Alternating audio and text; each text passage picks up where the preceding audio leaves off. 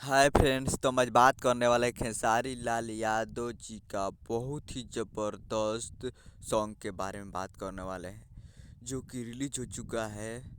और उसी के बारे में हम आज बात करने वाले हैं जिस गाने का नाम है मनले ना बात कइले बारे घात, जो कि रिलीज हो चुका है। और इसे गाए खेसारी लाल यादव जी और इसे लिखे हैं एलसी परवीन जी।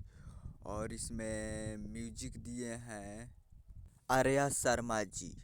और इसमें फिट में है वीडियो में Khesari Lal Yadav ji and Rani actress, जो कि बहुत ही ज़बरदस्त तरीके से वीडियो रिलीज हो चुका है Fame music Bhojpuri YouTube channel पे। तो आप लोग जाइए और प्यार दीजिए Fame music Bhojpuri YouTube channel पे।